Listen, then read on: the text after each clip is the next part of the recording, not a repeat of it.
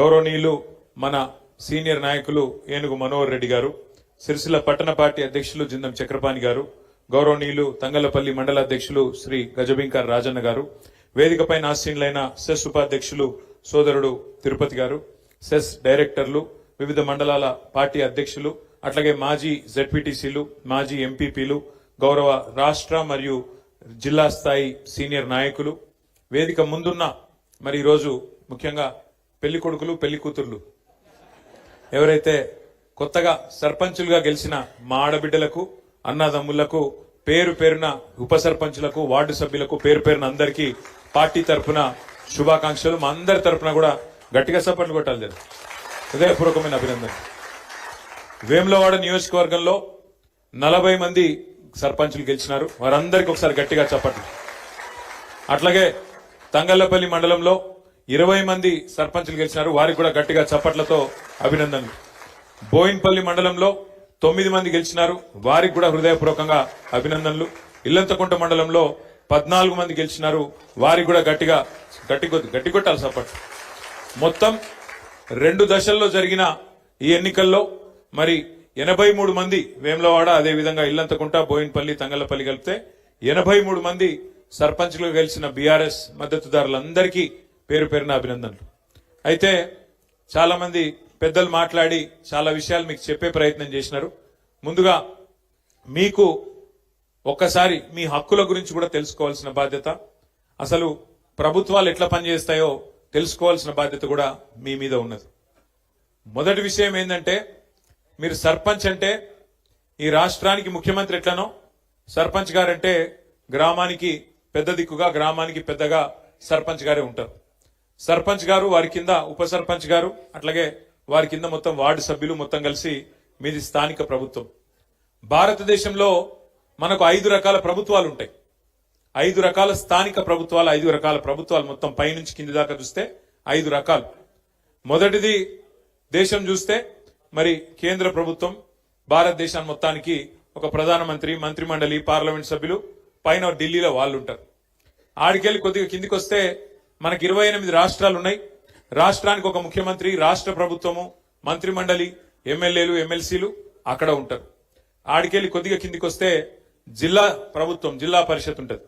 జిల్లా పరిషత్ లో జిల్లా పరిషత్ చైర్మన్ గారు, జెడ్పీటీసీలు వాళ్ళు ఉంటారు. కొద్దిగా కిందికి వస్తే మున్సిపాలిటీ, మండలం.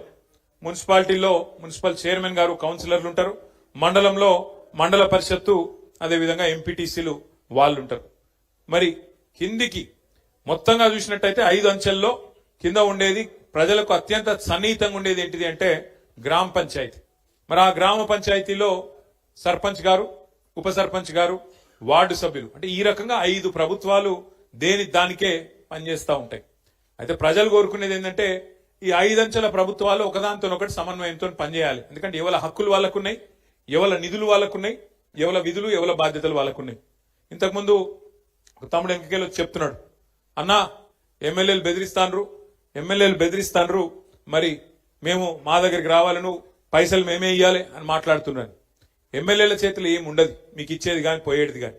ఎమ్మెల్యే నిధులు ఆయనకుంటాయి, కానీ గ్రామ పంచాయతీకి సంబంధించి డైరెక్ట్ గా ఫైనాన్స్ కమిషన్ ద్వారా మీకు డబ్బులు, అంటే రాష్ట్ర ప్రభుత్వానికి మొత్తం స్థానిక సంస్థలకు మనం కేంద్రానికి కట్టే పనులకు వెళ్లే వాళ్ళు మనకు ఉల్టా ఫైనాన్స్ కమిషన్ ద్వారా పైసలు ఇస్తారు. ఆ ఫైనాన్స్ కమిషన్ ద్వారా వచ్చే పైసలల్లా 70% పైసలు డైరెక్ట్ గా గ్రామ పంచాయతీకి వస్తాయి, 20% పైసలు మండల పరిషత్కు వస్తాయి, 10% జిల్లా పరిషత్కు వస్తాయి. మొత్తం రూపాయి వస్తే 70 పైసలు మీకు రావాలి, 20 పైసలు మండల పరిషత్ కోవాలి, అట్లాగే 10 పైసలు జిల్లా పరిషత్ కోవాలి. అందరు కలిసి సమన్వయంతో, జెడ్పీటీసీ, ఎంపీటీసీ అందరు కలిసి సమన్వయంతో పనిచేయాల్సి ఉంటుంది. చాలా మంది మిత్రులు, నేను ఎందుకంటే పంచాయతీరాజ్ మంత్రిగా పనిచేసిన కాబట్టి నాకు ఈ విషయం కొంత లోతుగా తెలుసు. చాలా మంది మిత్రులు కన్ఫ్యూజ్ అవుతా ఉంటారు. ముఖ్యంగా ఎంపీటీసీలు, జెడ్పీటీసీలు ఏమంటారు అంటే, అరే నేను సర్పంచ్ ఏమో ఒక ఊళ్ళో గెలిచిండు, ఎంపీటీసీ నేను 4 ఊళ్ళ పొత్తులో గెలిచిన, మరి నేను పెద్దోని కదా, నాకు పెద్దపీట వేయాలి కదా అంటారు. తప్పేం లేదు, వాళ్ళు అడిగిన దానిలో తప్పేం లేదు. కానీ వాస్తవం ఏంది అంటే, మీ అందరు చూసే ఉంటారు ఆ టీవీ ప్రకటన, భగవంతునికి భక్తునికి అనుసంధానమైంది ఏంది, బాబా ఏంది తెలుసురా, అంబికా దర్బార్ అగర్వత్. ఆయన అంబిక ఆయన సంతోషపడతారు ఎక్కడ.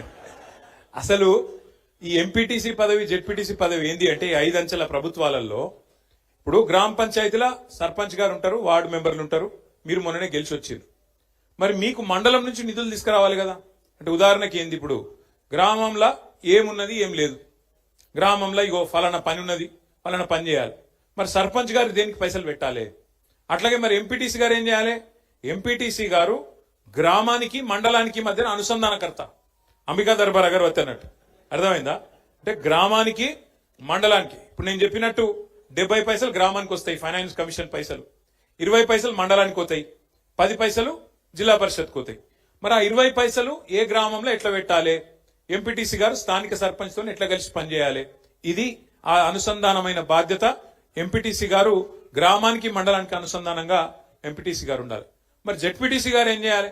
ఆల్రెడీ మండల పరిషత్ అధ్యక్షుడు ఉంటాడు, మండలానికి ఒక ఎంపీపీ ఉంటారు, ఎంపీటీసీలు ఉంటారు. మరి జెడ్పీటీసీ ఏం చేయాలి. జెడ్పీటీసీ ఏం చేయాలంటే మండలానికి జిల్లా పరిషత్కు అనుసంధానం జెడ్పీటీసీ గారు.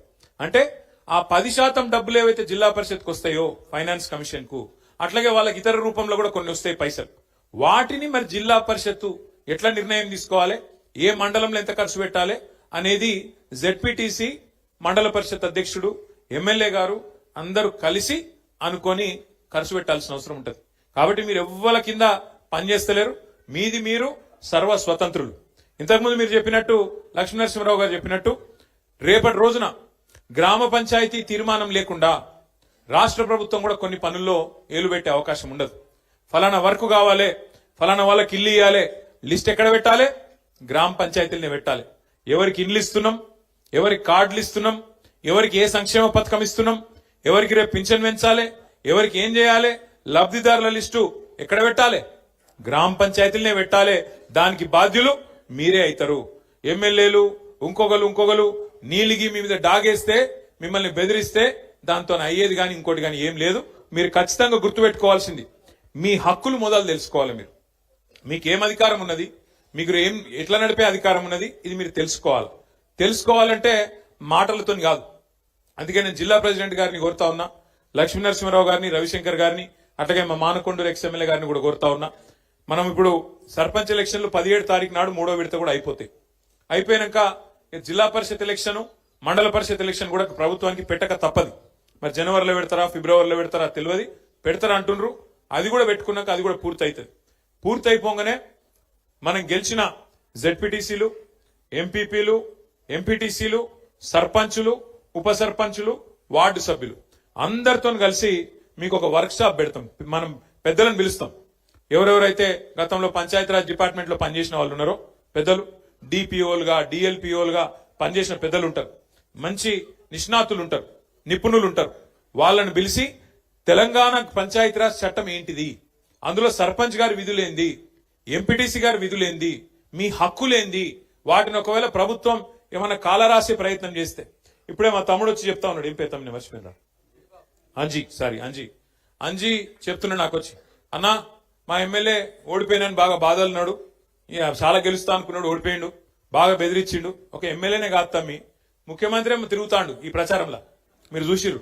నాకు తెలిసి చరిత్రలో జరగలే. పంచాయతీ ఎలక్షన్ల, సర్పంచ్ ఎలక్షన్ల ముఖ్యమంత్రి తిరగంగా నేనైతే ఎప్పుడు చూడలే.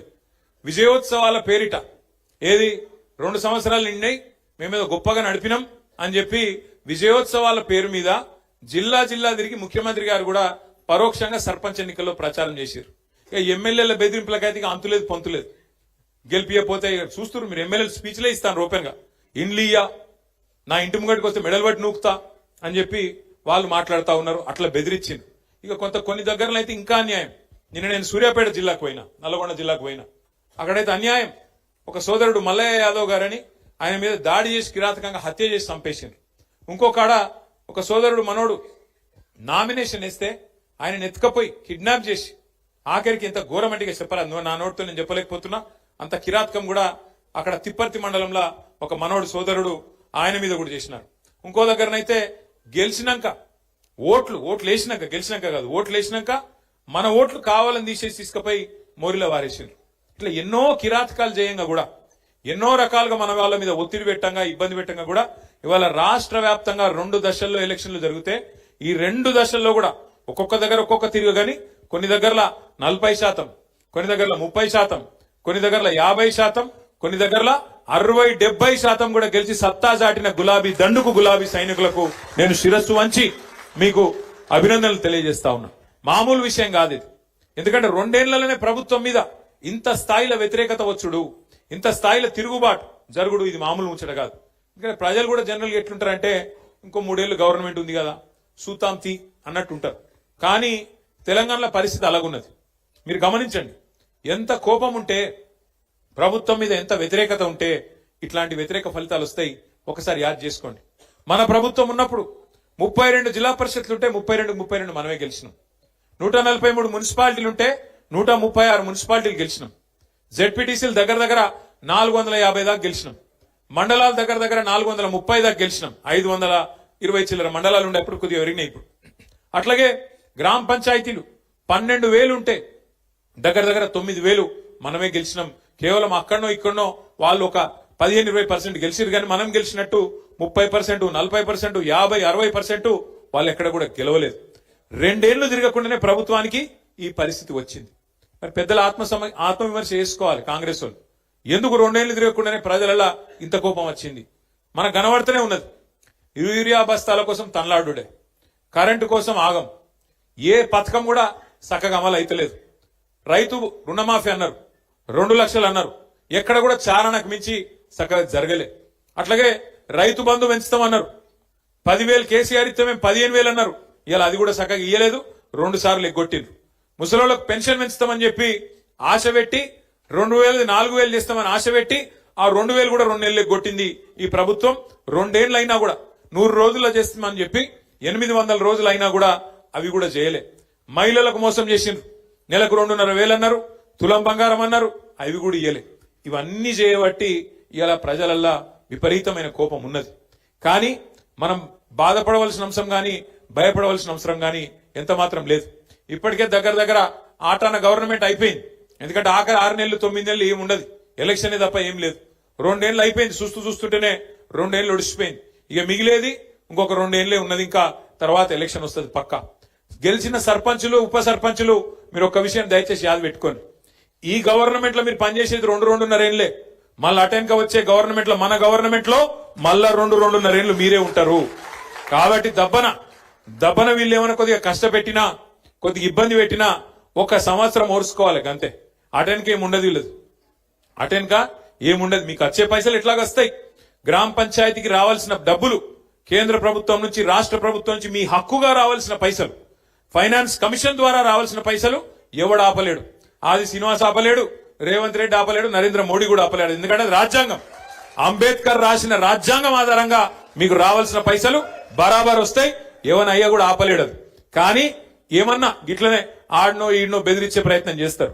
వీళ్ళు చాలా లంగాలు కాంగ్రెస్ వాళ్ళు. వాళ్ళ మాటినకపోతే ఏం చేస్తారు? సర్పంచ్ గారిని ఏదో ఒక దానిలో ఇరికిచ్చి వాళ్ళని సస్పెండ్ చేయాలి. ఎందుకంటే అధికారం కదా, సస్పెండ్ చేయాలి. సస్పెండ్ చేసి ఉప సర్పంచ్ వాళ్ళ మనిషిని పెట్టుకోవాలి, వాళ్ళకి బాధ్యత ఇవ్వాలని చెప్పి లంగ కథలు చేస్తారు. అందుకే మనకు కూడా తెలివి ఉంది కాబట్టి, భగవంతుడు వాళ్ళకే కాదు మనకు కూడా తెలివితేటలు ఇచ్చిండు కాబట్టి నేనేం చెప్తున్నా అంటే, జిల్లాల వారీగా సర్పంచులకు అండగా నిలబడేందుకు ప్రతి జిల్లాలో లీగల్ సెల్ ఏర్పాటు చేస్తాం. ఎక్కడ ఎవడన్నా మిమ్మల్ని సస్పెండ్ చేసే ప్రయత్నం చేస్తే వెంటనే 1 సెకండ్ కూడా మీరు ఆలస్యం చేయకండి. జిల్లా పార్టీ ఆఫీస్ ఇక్కడనే మీకు పక్కనే ఉన్నది. ఇక మన జిల్లా గింతనే జిల్లా, చిన్న జిల్లా, 12 మండలాలు, 2 మున్సిపాలిటీలు, చాలా చిన్న జిల్లా మనది.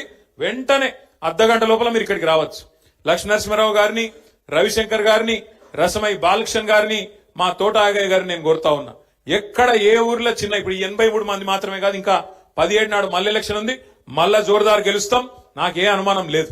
ఎక్కడ చిన్న సమస్య వచ్చినా సర్పంచ్ గాని ఉప సర్పంచ్ గాని వెంటనే ఇక్కడ లీగల్ సెల్ యాక్టివేట్ చేయాలి, వెంటనే కోర్టుకు పోవాలి, మన హక్కుల కోసం మనం కొట్లాడాలి. ఈ విషయంలో రాజీ పడొద్దని చెప్పి నేను కోరుతున్నా. మీకు కూడా ఏ గ్రామంలో నన్ను ఎవడని ఇబ్బంది పెడితే, అధికారో ప్రభుత్వంలో ఉన్న పెద్దలో ఇబ్బంది పెడితే 1 సెకండ్ కూడా మీరు ఆలస్యం చేయొద్దు. మీ ఇన్ఛార్జ్ గారికి వెంటనే చెప్పి అన్నాయో ఇట్లా చేస్తున్నారు, వీళ్ళు ఆగం చేస్తున్నారు అని చెప్పి వెంటనే మీరు స్పందించి ఎక్కడ వాళ్ళు అక్కడ హుషారుగా కాపాడుకోవాలి. ఎందుకంటే గెలిపించడం ఒక్కడే కాదు కదా, గెలిచినాక కాపాడుకుంటూ కూడా మన బాధ్యత. మన హక్కులు తెలుసుకోవాలి, మన హక్కుల కోసం కొట్లాడాలి. ఖచ్చితంగా రాజ్యాంగం ఆధారంగా మనకు ఏదైతే రావానో వాటిని బ్రహ్మాండంగా వసూలు చేయాలి, బ్రహ్మాండంగా హక్కులు తీసుకోవాలి. అయితే ఇంకొక మాట కూడా నేను మీకు విజ్ఞప్తి చేస్తున్నా. 10 ఏళ్లలో మనం ఏం చేసినాం, ఇవాళ ఈ 2 ఏళ్లలో ఈ ప్రభుత్వం ఏం చేసింది గ్రామాలకు ఒక్కసారి నాకంటే బాగా మీకే తెలుసు. ఒకసారి యాద్ చేసుకోండి, ప్రజలకు కూడా యాద్ చేపియండి. 10 ఏళ్లలో మన ప్రభుత్వం ఉన్నప్పుడు భారతదేశానికే ఆదర్శంగా పల్లెలను నిలిపిండు కేసీఆర్ గారు. ఇదేదో నేను మనకు మనమే కితాబ్ ఇచ్చుకుంటలేం, మనకు మనమే సర్టిఫికెట్ ఇచ్చుకుంటలేం. మన రాజన్న సిరిసిల్ల జిల్లా పరిషత్ కు కేంద్ర ప్రభుత్వమే ఉత్తమ జిల్లా పరిషత్ అవార్డు కూడా మన జిల్లాకే ఇచ్చింది. యాద్ చేసుకోండి మీరు ఒక్కసారి. అట్లాగే భారతదేశంలో జనాభా పరంగా చూసుకుంటే మన జనాభా ఎంత? మనం 3% కంటే తక్కువ ఉంటాం. మొత్తం దేశం జనాభా 145 కోట్లయితే మనం 4 కోట్లు, అంటే 3% కంటే తక్కువ. కానీ 3% కంటే తక్కువ జనాభా ఉన్న రాష్ట్రం కేంద్రం పంచాయతీ రాజ్ అవార్డులు ఏది ఉత్తమ పంచాయతీలు ఎక్కడున్నాయని ప్రకటిస్తే 3% కంటే తక్కువ జనాభా ఉన్న రాష్ట్రం 30% అవార్డులు కొట్టినాం మనం కేసీఆర్ గారి నాయకత్వంలో ఉత్తమ పంచాయతీలు. మరి ఇది భారతదేశంలోనే రికార్డు. ఏ ప్రభుత్వం కూడా ఇంతవరకు సాధించలేదు రికార్డు. ఎట్లొచ్చినాయి అవార్డులు? మరి ఉత్తగానే వచ్చినాయా? పైరవి చేస్తే వచ్చినాయా? కాదు, పని చేస్తే వచ్చినాయి. ఏం పని చేసినాం? ప్రతి ఊళ్ళో ఒక నర్సరీ పెట్టినాం, ప్రతి ఊళ్ళో ఒక డంప్ యార్డ్ పెట్టినాం, ప్రతి ఊళ్ళో ఒక ట్రాక్టర్ పెట్టినాం, ప్రతి ఊళ్ళో ట్యాంకర్ పెట్టినాం, ఒక ట్రాలీ పెట్టినాం, ప్రతి ఊళ్ళో ఒక శ్మశాన వాటిక పెట్టినాం, ప్రతి ఊళ్ళే ఒక పల్లె ప్రకృతి వనం కట్టినాం. ప్రతి ఊరికి ఒక ప్రణాళిక, మన ఊరు మన ప్రణాళిక అనే ఒక ఆలోచన తీసుకొచ్చి ఎవల నిధులెన్ని ఎవల విధులేంది అని డిసైడ్ చేసి నెల నెల టంచనుగా మనకు ఫైనాన్స్ కమిషన్ నుంచి వచ్చే పైసలు బ్రహ్మాండంగా గ్రామ పంచాయతీలకు అందజేసినాం. అందజేస్తే ఏం జరిగింది? పని జరిగింది. ఒక చెట్టు పెడితే చెట్టు చచ్చిపోవద్దు అని చెప్పి హరితహారం కార్యక్రమం ప్రారంభిస్తే కేసీఆర్ గారు పంచాయతీరాజ్ చట్టంలో పెట్టిండు. ఏమని? 85% చెట్లు బతకాలే, బతికేటట్టు చూసుకునే బాధ్యత సర్పంచులు, ఉప సర్పంచులు, వార్డు సభ్యులు మీరే తీసుకోవాలని. ఇలా కొన్ని ఊర్లు తిరుగుతుంటే నిజంగా కడుపు నిండినంత సంతోషం అవుతుంది. ఆ పెరిగిన చెట్లు, ఏపుగా పెరిగిన చెట్లు అద్భుతంగా నీడనిస్తుంటే, మన పిల్లలకు రక్షణ ఇస్తుంటే గొప్పగా హృదయం ఆనందంతో ఉప్పొంగిపోతుంది. నిన్న నేను సూర్యాపేట జిల్లాకు పోయి ఆడికెళ్ళి మన తుంగతుర్తికెళ్ళి సూర్యాపేట పోతుంటే అక్కడ మధ్యలో ఒక ఊర్లో ఆగిన మనోళ్ళు ఆపితే, అక్కడ అప్పుడే ఎలక్షన్ అయింది, కౌంటింగ్ అవుతాంది, మనోళ్ళు ఆపినరు. ఆగిన నేను ఆగితే ఆ ఊరు పేరు ఏపూరు. ఆ ఏపూరు అనే గ్రామం నిజంగా ఎంత గొప్పగా అనిపించిందంటే నాకు. మంచిగా ఆడ చెక్ డ్యామ్ కట్టిరు. ఆ చెక్ డ్యామ్ పక్కన మొత్తం నీళ్లు ఆగి ఉన్నాయి. మంచిగా బతుకమ్మ ఘాట్ కట్టుకున్నారు, ఆడ మంచి ఇట్లా మెట్లు కట్టుకున్నారు. పెద్ద ఊరు, దగ్గర 3000 ఓట్లుంటాయి, పెద్ద ఊరు. ఆ ఊళ్ళే మొత్తం ఒక వైకుంఠ ధామం కట్టిరు, ఒక పెద్ద శివుని విగ్రహము, వైకుంఠ ధామం, మంచి కాంపౌండ్ వాళ్ళు, బ్రహ్మాండంగా ఉత్తమ గ్రామ పంచాయతీగా వాళ్లకు దేశంలోనే అవార్డు వచ్చింది. అట్లా ఆ తీరుగా పనిచేయాలి చేస్తే. ఎందుకంటే సర్పంచ్ చేయాలి, మీరు గెలిచిరు, సంతోషం. 5 ఏళ్లకు మీరే ఉంటారు, గ్రేటు. కానీ పని చేసి చూపెడితే, పని చేసి ప్రజలకు, ఎందుకంటే ప్రతి ఒక్కరు మీరు మాట ఇచ్చింటారు, ఫలానా పని ఫలానా పని ఫలానా పని నేను చేస్తా అని చెప్పింటారు.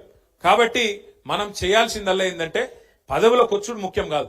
పదవిలోకి వచ్చినాక ఆ పదవికి వన్నె తెచ్చే విధంగా, ఆ పదవికి గౌరవం పెంచే విధంగా ప్రజల ముందు నడుచుకుంటేనే మనం యాది పెట్టుకుంటారు. ఇగో ఫలానా సర్పంచ్ గారు ఉన్న టైంలో ఇగో ఫలానా పని అయింది, ఇంత గొప్పగా పనిచేసి మా ఊరును బాగా చేసిండ్రు అనే విధంగా ఆలోచించడం జరుగుతుంది. ప్రజలు కూడా యాద్ చేసుకోవడం జరుగుతుంది. ఎందుకంటే పదవులు పోతాయి, ప్రాణాలు కూడా పోతాయి, కానీ మిగిలేది పేరు ఒక్కటి మాత్రమే. మిగిలేది మనిషికి జీవించినంత కాలం మంచిగా పనిచేస్తే మరణించిన తర్వాత కూడా మిగిలేది పేరు ఒక్కటే.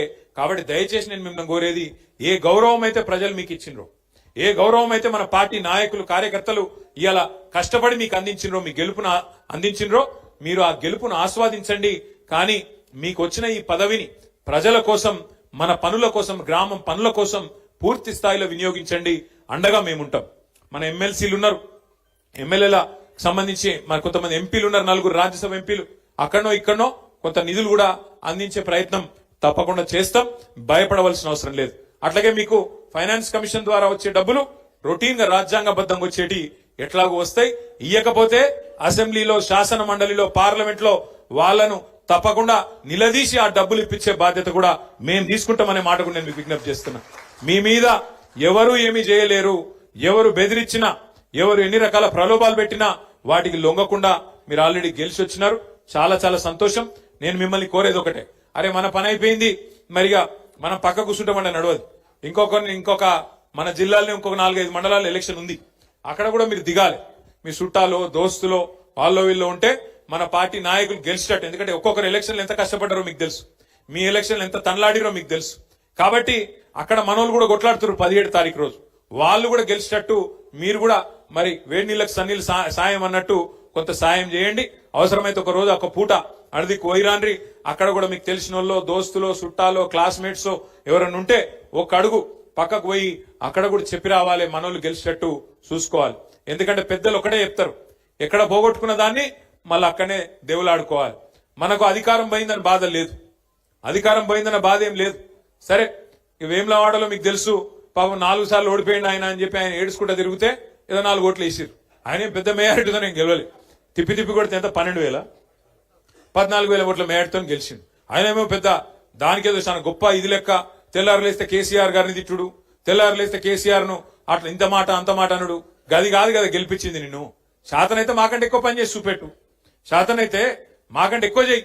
రైతు బంధు 15,000 చేస్తానో కదా చెయ్యి, 4,000 పెన్షన్ చేస్తానో కదా చెయ్యి, మహిళలకు 2,500 ఇస్తానో కదా ఈ పని చేయగలిగితే గా పని చెయ్యి.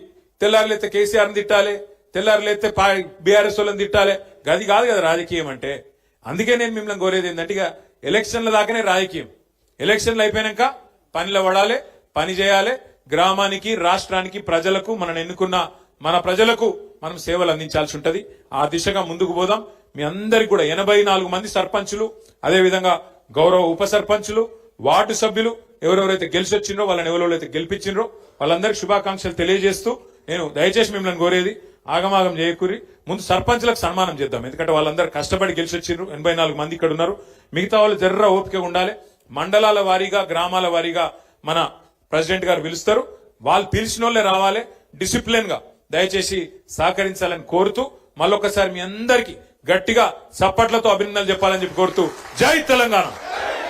వేదిక మీద కూర్చున్న వాళ్ళు చప్పట్లు కొడతలేరు, గట్టి కొట్టాలి. జై తెలంగాణ. కేసీఆర్ గారి నాయకత్వం, కేసీఆర్ గారి నాయకత్వం.